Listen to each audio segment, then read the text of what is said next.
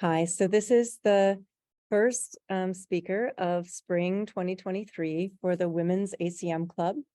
We are an organization on the BU campus. It's a chapter of the larger organization of ACM.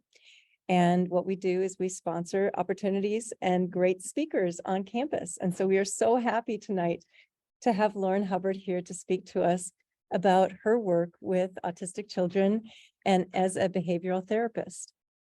She has a degree from Johns Hopkins. She's now working on her master's degree at Pepperdine. We were very impressed with her skills in working with children who have autism and the difference that she's making for minorities in the area of dealing with their learning disabilities or things that may handicap them in the world. And we know that there's so many things that can cause that issue for students and for all of us. And so we think that this her talk is going to help us understand our own issues and those of the people that we work with closely. So Lauryn, please begin. Thank you, Jenna. Welcome everyone, and thank you so much for joining us for my talk about experiencing behavior. So a little bit more about me. My name is Lauryn Hubbard. I am currently a registered behavior therapist. I graduated from Johns Hopkins in May of 2022, and I'm currently a master's candidate at Pepperdine University through their remote psychology program. So a little bit about where I started. I grew up in Dallas, Texas. I went to high school at Townview Magnet Center, which is a top high school in the country. While there, I experienced a lot of leadership positions, some of which were through the marching band, the executive committee, which basically made decisions about higher things that were going on in the school, the ambassador program for people who were looking at the school as donors, visitors of Dallas, and those kind of things, and also through the National Honor Society. After I graduated from there, I moved to Baltimore, Maryland to attend Johns Hopkins University. While there for 4 years, I was on the cheerleading team, 2 of which I was the captain. I was also a member of an organization called SEED, which stands for Students Educating and Empowering for Diversity.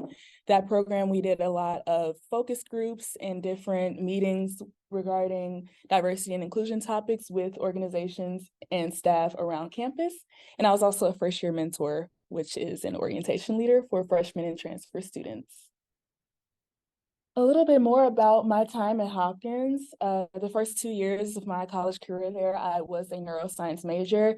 One of those classes that we first took was called Foundations of Brain Behavior and Cognition. During that class, I got exposed to a lot about the brain and behavior, and it really solidified my interest in the brain. I came in as a pre-med thinking I wanted to do neurosurgery, just not really knowing, kind of having that environmental factor of, be a doctor, be a lawyer. And I'm like, okay, I'll be a doctor. And since I'm interested in the brain, how about a neurosurgeon? So that was my focus when I first came in. By my sophomore year, taking classes like nervous and cellular systems, which is so cellular and microscopically focused, it let me hone in on the fact that I was definitely only interested in more of the observable behaviors and results of those brain systems. And so by the middle of my sophomore year, I changed my major from neuroscience to behavioral biology. In that major, I was able to take more classes like animal behavior and mind, brain, and experience. And through those classes, they focused a lot on the biological level of the brain and how those biological processes resulted in behaviors that we see every day.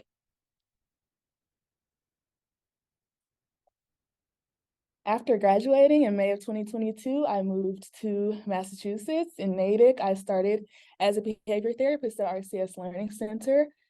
I obtained my certification as a registered behavior therapist within a month or so of being there.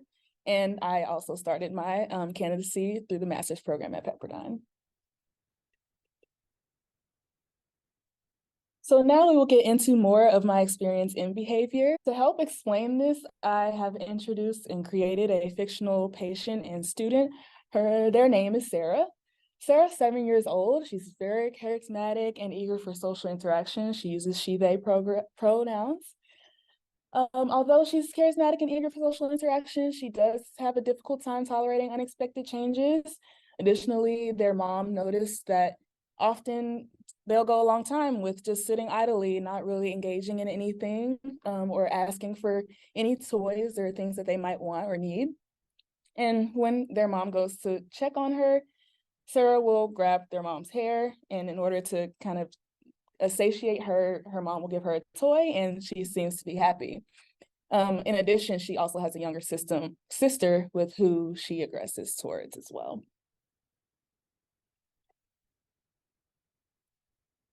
So in an inpatient unit, we'll talk about how this looks for Sarah.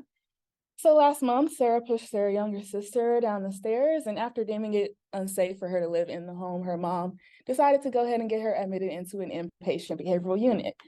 During one of her first days in the unit, Sarah punches her clinical assistant. Instead of responding to the aggression, the clinical assistant simply takes Sarah to the timeout room where they are until they're calm. And once she's able to recover, she's out of the timeout room and she has a great rest of her day. The CA gives her a bath and puts her to sleep in her room. So this is an experience of a patient that I had to deal with similarly in the clinical inpatient neurobehavioral unit at Kennedy Krieger Institute. So I started there in January 2020. It's the middle of my sophomore year at Hopkins, and I was a clinical assistant 1, which is basically the entry position there. So during our training and hands-on days, I was introduced to the field of ABA, which is applied behavior analysis. We had programs like Baseline and Extinction, which are programs that are specifically geared toward different treatments of the problem behaviors. We also learned about physical intervention training and data collection. So while I was on the floor, it was a 1-to-1 patient to staff ratio, which is what we'll talk about later is very common in ABA. We did have to incorporate some physical interventions in response to maladaptive behaviors. And regarding data, we use clickers and paper data collection. So clickers are basically a form of data collection that is manual. It uses, basically you tap and the number increases. So if a behavior was to happen once or maybe 5 times, I would tap 5 times, the clicker would show 5. And then at the end of that behavior or the duration of that behavior, I would be able to input that data through paper. And of course, in the neurobehavioral unit, I did have to deal with maladaptive behaviors. So Sarah's behavior improved significantly while she was in the inpatient unit, and it was much safer for her to live at home with her mother and sibling. However, Sarah still occasionally engaged in the maladaptive behavior and still had trouble requesting items that they wanted or needed.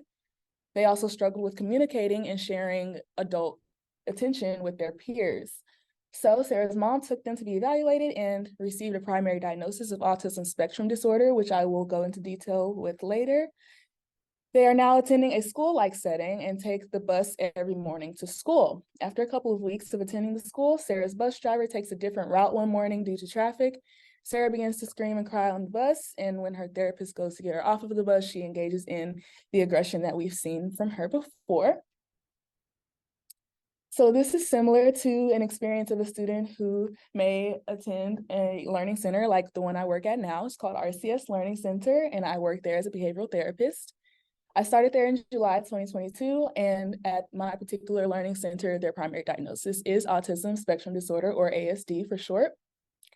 During my training at RCS, I was further introduced and got more comfortable with ABA. And these include things like transfer trials and baseline and treatment, which are all programs that are research-based and proven to help decrease those maladaptive behaviors.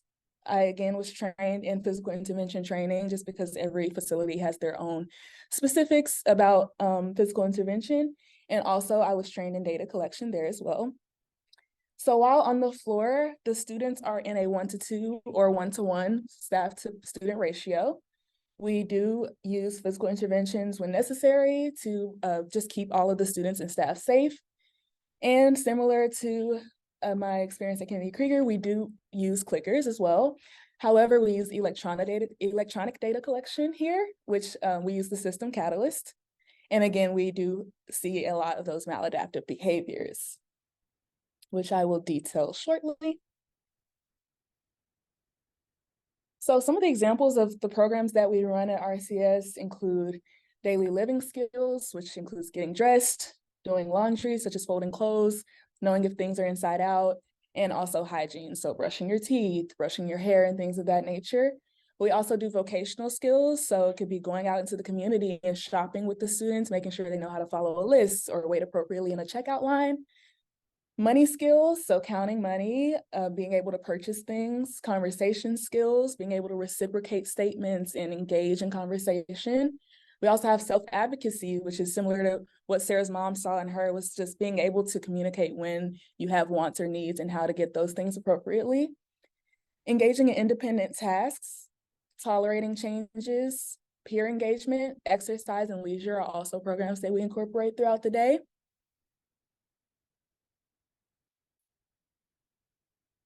So a little bit more about the maladaptive behaviors that we see on a regular basis, and just a short definition of each. Number one, we have aggression, which is what we see in Sarah, which is forceful contact with another person. We also have self-injurious behaviors, which is forceful contact with a part of their own body. Stereotypy, which is a term I learned while in my experience with behaviors. You can have motor or vocal, and that's just non-contextual repetitive movements or vocalizations. The vocalizations could be actual words. It could be scripting, what we call scripting, which is, say you have your favorite movie and you have a line that you remember and you're repeating that line over and over again, and it's still non-contextual, but they are words, they are sentences. They're just not really relevant to the current situation. And then, of course, motor, which could be hand flapping or spinning around in circles, jumping up and down, rocking, things of those nature. Then we have elopement or bolting, and that's walking or running away from their staff or therapist without being told to do so. Similarly, flopping is sitting or lying on the ground without being told to do so, or failing to stand up when told to do so. We also have non-compliance, which falls under those things, which is just the failure to respond to a directive. And then we have what we saw in Sarah, which was the screaming, yelling, or crying, and that can be contextual or non-contextual.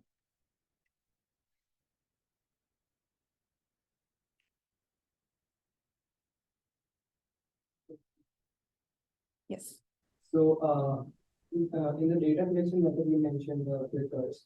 Are there any other data collection methods you are using which captures, the level of the behavior? Yes. So clickers are the only manual data collection that we use. Everything else is electronic. So through the Catalyst program, we have each program has their specific section. I will go back to the slide just so that it can be a little more comprehensive. So for instance, if we're working on money skills with a student, an example would be counting nickels up to 25 cents. Under that, they have how much prompting they needed to complete the task. So whether they did it independently, if they needed a gesture, if they needed a partial verbal, like this is, if we're trying to get them to say 25, we might say 25, and then they would complete that sentence, kind of like an intraverbal.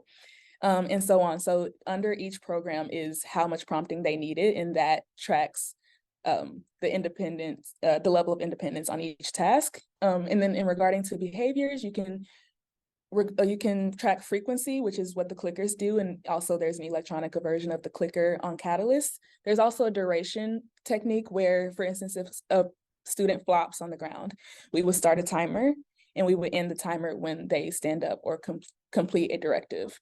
And that would be the duration of the behavior. So ABA is the basis of what we do at RCS and Kennedy Krieger. What is ABA? So ABA is measurable, meaning that the behaviors that we're trying to decrease or increase are observable. They're socially significant and relevant to the student's life. They're all research-based, so there's been research that proves that the programs that we are doing and the techniques used are, in fact, able to decrease those maladaptive behaviors. Like I mentioned earlier, since ABA is 1-to-1 or even 1-to-2, you have that direct observation and direct care and support that allows for faster and easier improvement of those behaviors. There's always a meaningful change at the end of the interventions. You see immense growth with the students and patients that we work with. And generalization, things that we're doing at the Learning Center can be incorporated into their lives at home, into their lives possibly if they were to get a job later on when they graduate. And so being able to incorporate those skills into the outside world is what we really are yearning towards. Like measurable, the decrease in prompting progress between baseline and treatment. So like I mentioned earlier, when we are tracking those prompts, can they go from, hand over hand manually guiding to now they can do it with only a gesture, or now they can do it on their own, completely independent, research-based programs like task analysis, transfer trials, verbal versus nonverbal prompting, they've all been studied and shown that, maybe you want to start a student off with no verbals and only gesture or only hand over hand so that they don't become dependent on the verbal of do this, then do this. They can be given a strict wash your hands and no to turn on the water, get the soap, dry your hands, things of that nature. In the data, as I mentioned earlier, frequency versus duration, there's also momentary time samples. So every so often, maybe every 30 minutes, it'll pop up, is the student engaging in the behavior or are they not? And that is one way to track the data without having to check every single instance. And then there's also whole interval versus partial interval. So whole interval would be for those 30 seconds, was the student fully engaged in their puzzle, or did they have a moment where they were unengaged or disengaged? And then a partial interval data collection would be for any part of those 30 seconds, were they doing their puzzle? And if so, that would be marked as a plus.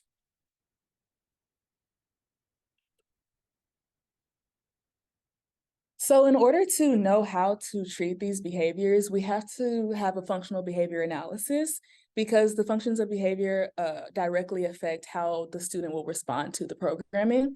For instance, if a student flops on the ground because they simply just wanted their iPad, you would prompt functional communication of, I want the iPad. And that way you can replace that maladaptive behavior with something that's more functional and something that is going to be acceptable socially. Similarly, if they're on the ground to get attention, you may want to ignore that behavior in the beginning of your treatment so that they're not being reinforced by the attention that you're giving them by saying, hey, stand up. Like, whether it's positive or negative attention, you're supplying them with that attention that will reinforce that behavior. So knowing whether something is for escape or to get an item, or simply maybe they just want sensory input, and if you hit someone and somebody goes and like puts you, holds you, then that's getting that sensory input. So instead you might prompt, I want squeezes, or I want a hug. So prompting that functional communication to decrease that problem behavior. So going into a little bit more detail about autism spectrum disorder, which is the primary diagnosis of the students that I currently work with. So there are two sections of autism spectrum disorder that affect the person that has been diagnosed. The first one is social communication and interaction. So one could be social reciprocity, or how the student is responding and reciprocating. If you ask a student, how are you? They may say good, but then they don't have that skill to return, how are you? So that would be an example of reciprocity. There's also dealing with joint attention or wanting to share an interest. So that could be if a student is in a 1-to-2 and you're working with the other student, they may then engage in that maladaptive behavior because you have split attention or you're not paying full attention to them. The third one is nonverbal communication, which is either using or interpreting it. So lots of times students or just anyone with autism spectrum disorder, they have difficulty reading a nonverbal. So for instance, if you're frowning, they may not understand that that means that you're upset. Or similarly, they may have trouble using nonverbals. For example, a baby with autism spectrum disorder might not know to reach their hands out in order to be picked up if that's what they want. And then lastly, under social communication and interaction, we have social relationships. So that's developing and maintaining those relationships with others. They may have a hard time expressing that they want that social interaction, or they may have a hard time tolerating and dealing with the social interaction because of the difficulties that they're facing on the inside. And that could be directly related to their communication as well. The second part of it is the restrictive or the repetitive behaviors, interests, and activities So that includes kind of what I was talking about earlier with the stereotypy. You have a student who's just constantly engaging in that scripting of Finding Nemo or their favorite movie, and you just can't get them to get out of that. There's also things like, you know, lining up a puzzle in a specific way and folding their clothes in a specific way and having that rigidity that they can't really get out of. And that's the fixed certain routines. And then there's also the restrictive thinking or this focus on a specific topic. So that could be if a student is super interested in trains and that's the only thing that they can think about or talk about, they have all of this knowledge about trains, but they might not have a basic knowledge of mathematics at their skill level or reading at their expected grade level. So autism spectrum disorder was a new addition to the DSM-5, which is what psychologists base their diagnoses off of. And it was added as a spectrum disorder because there's a scale to autism. You have level 1, which is low support need, which means that they may be able to communicate in full sentences, but they have trouble having a full conversation. So they might be able to say, I like trains. And you might say, oh, what do you like about them? And they kind of are stuck, like they don't really necessarily know what to say. They might know what they like about trains, but they can't communicate it. And then you also have under the repetitive and restrictive, they might have difficulty switching activities. So you might be working on exercise and you're like, now it's time to work on mathematics. And they are engaging in maladaptive behaviors because they have trouble with that transition. There's level 2 somewhere in the middle, and then there's level 3, which is a high support need. So under social communication, they may only be able to speak a few words, and they may have, you know, not any contact with with other peers. And then you also have under repetitive and restrictive behaviors, they're extremely resistant to change. So level 1 could be the student may cry as they're transitioning to that next activity, but they're still transitioning. Versus a level 3 is they're crying and they're refusing to move. They're engaging in a tantrum, which is what we call an instance of multiple different behaviors at the same time. And it could interfere with their daily life. So not being able to fold clothes correctly because there's a spot on their clothes that they've noticed and they have just completely stopped the task.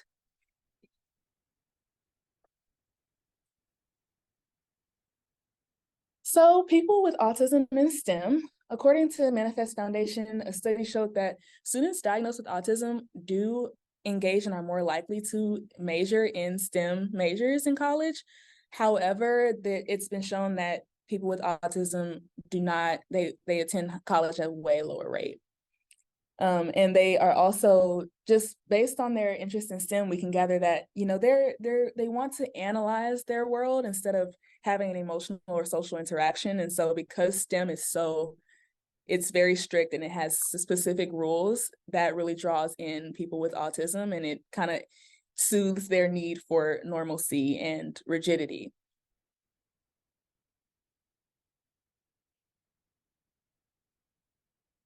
So people diagnosed with autism experience something called learned helplessness, and this is something that neurotypical people experience as well. So this happens when you have a belief within yourself that you're either unable to control a situation or you're unable to change it, and that results from a continued exposure to a stressful or traumatic event.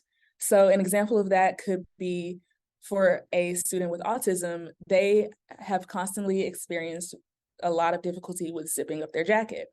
So when you go to tell them, zip up your jacket, they immediately ask for help instead of trying to do it on their own, because they've just learned that they can't do it. And that if they say that they can't do it and they ask for help, they'll immediately get help. And this causes an anticipation of discomfort, and that is what leads to a lack of trying. An example of this in a neurotypical student would be a female student who does not try out for the basketball team because they've been told that only the male students have made it and only the male students will make it. So why even try out is what they might be thinking in their mind. An adult, example of that in an adult would be a person of color who doesn't even apply for a job because they see that the job only has non-people or people who are not of color in those positions, and not being able to even gather up the courage and the ability to try and apply for that job.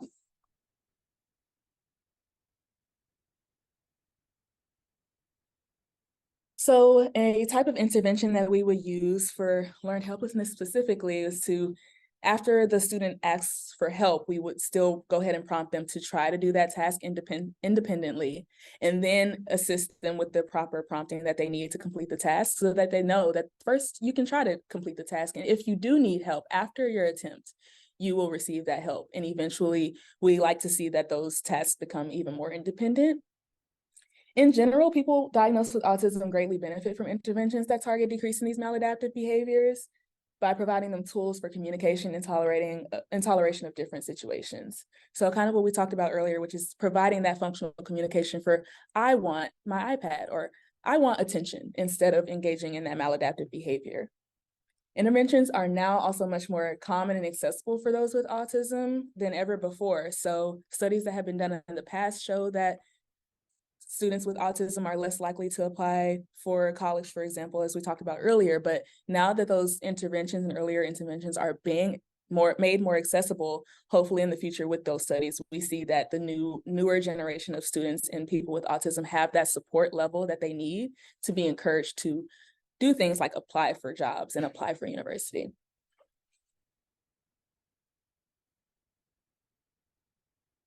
So here is Sarah after her intervention that she's experienced. Sarah graduated from her school a few years later. While there, she learned how to request things that she may need or want with functional communication. Having those tools to communicate her needs significantly decreased her aggressive behaviors that we saw earlier. And now she can communicate when there are frustrating situations, especially when she experiences those unexpected changes, which used to trigger her maladaptive behaviors. So when faced with split attention, Sarah can now wait patiently for attention or continue a task they were working on independently without having someone to stand over her and prompt that continued interaction. Here are my sources, and I will now be happy to open it up for questions. Thank you. I've been listening to you speak about how you can count behavior, and being a data scientist and working in AI, I think of, and I imagine, you have all these charts and ways of turning what is numbers into, something that is social in a way to help people. I'm wondering if you are inevitably going to run into someone who's doing a behavior that you don't like. How is it that you can get the conscious awareness to say, hey, I need to just count this, like the different ways that you were showing how to count it? Are there different kinds of behaviors that are like unwanted behavior that you say, well, this is a way that you can do it unobtrusively, right? So, because I think in my experience, just knowing how much is happening can help decrease the stress. Yes, great question. So one thing that you can do that is way less intrusive and the person won't even know that you're doing it is what we call ABC data. So there's always an antecedent or something that happens right before the behavior. It might not necessarily be a causal relationship, but noticing and starting to maybe document even the things that happen right before the behavior itself, and then C would be consequence. So what happened right after the behavior kind of can almost act as a similar to an FBA, which is trying to figure out why the behavior is occurring. So maybe you have a coworker who always makes snide remarks. Maybe you want to start an ABC data collection. So the antecedent might be, you got praised for doing something right at your job. Then the behavior is that they're making, remarks that might be a little passive aggressive or what you would consider to be a snide remark. And then you have the consequence, which is how did people respond to the behavior? Did people laugh? Did people ignore? And then kind of seeing that data being gathered all together, you can kind of see a pattern within that behavior. So, hey, every time that I get positively reinforced, I notice that my coworker has those behaviors. And after they engage in those behaviors, maybe there's some people attention, and then you can kind of gather maybe that is what is reinforcing them to continue the behavior. So engaging in data collection like that would be something that's a little less invasive and something just for yourself to kind of notice the behaviors around you and how those behaviors are influenced by the environment around you. Would you think that it's appropriate to talk to people who are giving that secondary attention and say, I appreciated it when, you know, someone makes a comment like that. You just not give attention to it. Putting in place actually sort of an action plan that, you know, look at the situations occurring, right? Yes. So yes, it definitely, first, it depends on comfortability, of course, but if you were to go ahead and say to the people who are kind of the secondary interactions there, you can say maybe, hey, maybe not, you know, engage in the behavior of kind of those snide remarks. And then you can also see how, once you decrease that reaction to behavior, how does it affect it? Are they still doing it? Or maybe has the behavior increased? If they're still doing it and the behavior is increased, you're saying, maybe it wasn't because people were then providing that attention after that is causing that behavior to continue to occur. Or if the people have now stopped responding and the behavior decreased, then maybe an inference that you can make is, hey, when people were giving that attention to that behavior, they were being reinforced by that and they continue to do it. But now that we see the attention has decreased, we see that the behaviors is also decreased. So definitely making sure that you're being aware of all of those factors and maybe changing one factor and seeing how it affects the behavior could be very helpful in either changing the behavior directly or having an internal understanding of the behavior for yourself. I thought that was interesting. It's not a question, but a statement of just your response of, you know, it's a way of someone not having to go to their boss to, like, when you think of trained helplessness, like if you think you can't control it, sometimes in a social situation, you can actually control it by going lower on the totem pole, so to speak, and like dealing with the responses you're getting around you, rather than having to sort of have someone try to make it overarching, you must do or you can't do, which doesn't always address the behavior anyway. So I found that really interesting in the talk. One of the questions that I see here is, how can I figure out my own training helplessness, like areas where I don't see that I'm not trying to start something?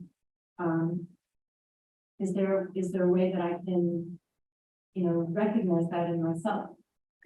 Yes, so one of the benefits that we have as neurotypical people is that we know what our wants and needs are. So possibly writing down those wants and needs or those desires and those goals that you might have. And then thinking about, once you see it on paper, is why haven't I achieved these things? Is it because I think that I can't do it? Is it because I face physical barriers that I can see?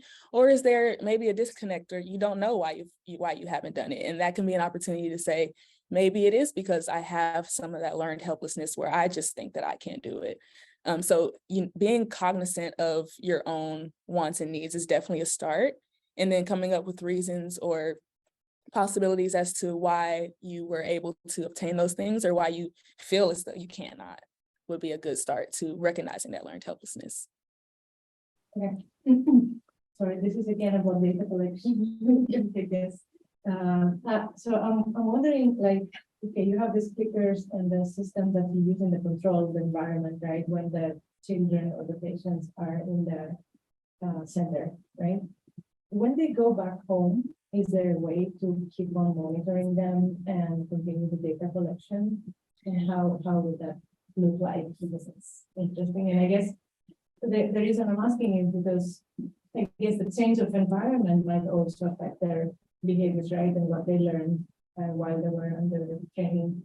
Right, definitely. And not just the change of environment, but the change in presence of the people who are there. So it could be in the presence of their teacher. Of course, they're going to be probably working a little bit harder, lessening in those maladaptive behaviors. And when they go home, they have already had that past experience with engaging with their parent.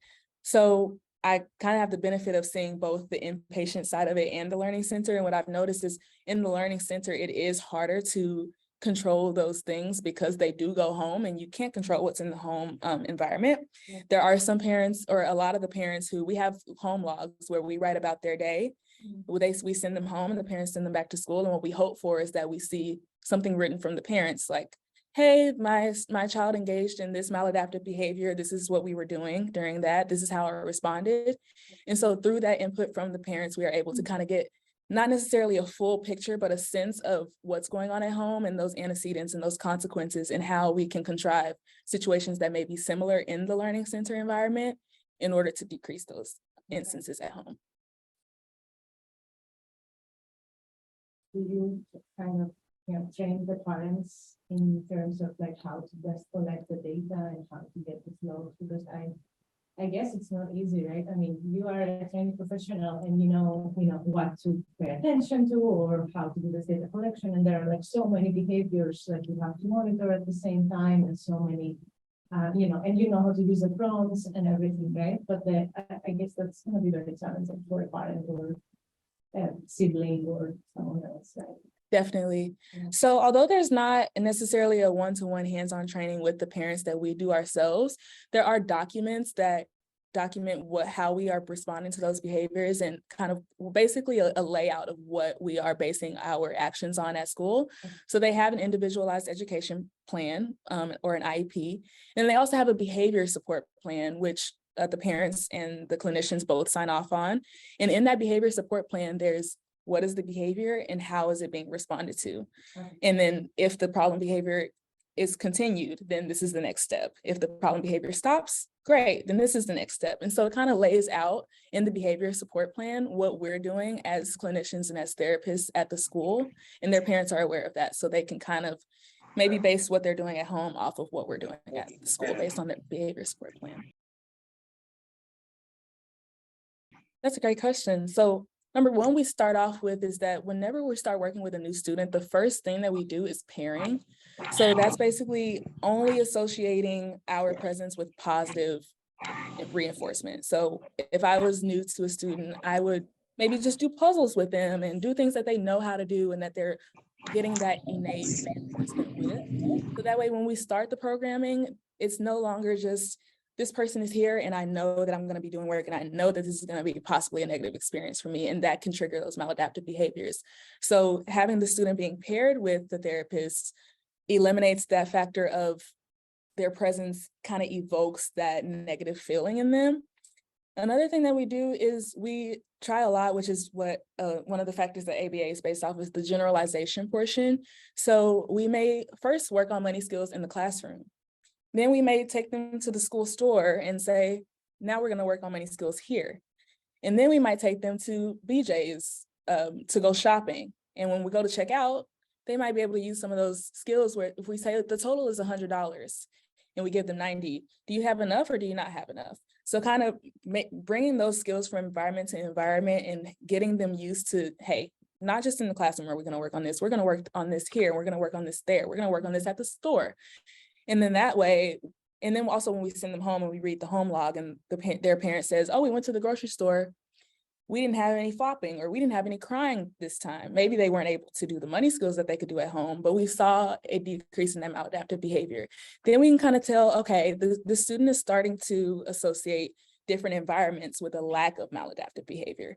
So basically incorporating the skills in different environments within the school. And then we take them out into the community and do it with them as well. So that we're kind of getting that generalization with us and that can hopefully transfer over with their parents as well. How can we be more, obviously, more welcome to these kind of kids? Not like extreme level, but some low or mid level to all places. Like what kind of changes can we make in either in our behavior or like in infrastructure, saying like all like schools, universities, and office places like that? I think that's a great question. One thing that I've noticed with working with these students is that they may be able to do the skill, but they may just need a little extra time to process things and get their answers and their thoughts together in order to engage in that response that you might be looking for. So one thing is patience. Another thing is just psychoeducation about autism spectrum disorder and how many different ways it can present. You might have a person who doesn't say anything, he's completely nonverbal and uses his device. And so the stigma around that is as soon as you see the device, you're like, okay, maybe this person has autism. But you could also have a student with autism who engages perfectly fine and is verbal and can communicate in those full sentences, but then you may notice difficulties in regular flow of conversation skills. So it may not always be that you know firsthand that they have autism, but being able to be aware that it's a possibility that they can be presenting in different ways. So that psychoeducation is definitely the first step in knowing how to engage and incorporate autistic people into your environments a little bit better. Patience is one. And then another one would just be, you know, giving everybody the benefit of the doubt that, you know, even if you do know that they have autism, not necessarily going into it and being like, they won't be able to do this and they won't be able to do that, and just kind of letting them show you where their skill level is. And that way you get to know them based on their terms, and it's not you're providing them with a demand that they don't know how to do. And so when you apply them with that demand, they don't know what to do, versus just kind of letting them show you what the level that they are at is. Those are something where people can learn, like these kind of things which you are talking about, not to the scale of like working with full-time statistics, but to be, you know, welcome to all kind of things. Yes, definitely. So the two screen grabs that I actually had in my presentation with the kind of whiteboard-esque handwriting were actually screen grabs from a YouTube video that I have plugged here under my sources. And this is just a very simple psychoeducation about autism spectrum disorder in general. It goes into those details that I kind of touched on briefly here about the different levels of skill sets that you may have. There's also, I'm sure, under that same channel, because I just think that they break things down into layman's terms, there might also be one on ABA so that you can see the behavioral aspect of it as well, and not just autism. But definitely, I would say just try to do your research. I mean, I think on YouTube, especially nowadays in the age of social media, we have so many resources that have been broken down and made easier to understand, so that if you aren't in the field and you just want to know, you can better understand those things there. Also, like I'm doing now, just maybe talking to people who do engage or interact with people with autism all the time, and kind of just getting that firsthand recount or experience about how we are interacting with them as well. Thank you so much for joining and listening to what I had to say. And thank you for the invitation. And for those of you who are online, thank you for taking the time out to log in and join us.